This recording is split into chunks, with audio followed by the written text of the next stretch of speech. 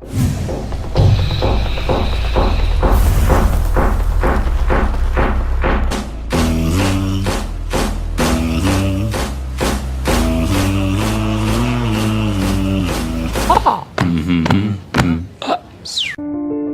is a story about the biggest financial revolution the world has ever seen. It's called Bitcoin. I sent 100 euros worth of Bitcoin from here in Tokyo directly to you guys through this camera, through the network, through the TV, right into your home. If I had tried to do that, send you the money with a traditional bank, it would have taken several days and probably cost 30 euros. I just did it right now with Bitcoin instantly, basically for free, and didn't have to ask anybody for permission. I didn't need a bank, I didn't need a government, I didn't need anybody. I just needed myself and you and our smartphones to do it. That's the power of Bitcoin. The Bitcoin story starts off like a gospel revelation. It's November the 2nd, 2008, just 6 weeks after the Lehman Brothers collapse, and all over the world there are panicked debates about how to save the banks. Then, on a little visited web forum for cryptographers, a document appears in which a completely new monetary system is proposed. The visionary author calls himself Satoshi Nakamoto. All of these traditional services that we're used to control who's allowed to have an account, who can send money from who. With Bitcoin, you don't have to ask for permission.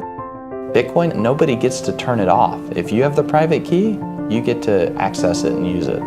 Around the world, people are experiencing the unique power of Bitcoin. Some of the areas where Bitcoin has been most popular so far is China, Argentina, Iran. The true use of Bitcoin is to give you financial privacy, which I find extremely important.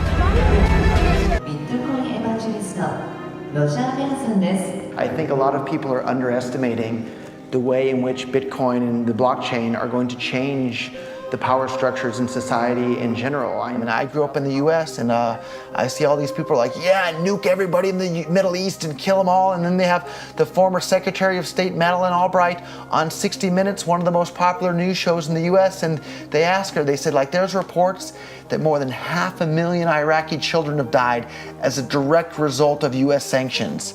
And she looks back at her with a straight face and she goes, it was a really tough decision, but I think that it was worth it. Worth murdering 500,000 kids because of what the government did? And I apologize for crying, but it just disgusts me from my core when I see government people murdering people around the world.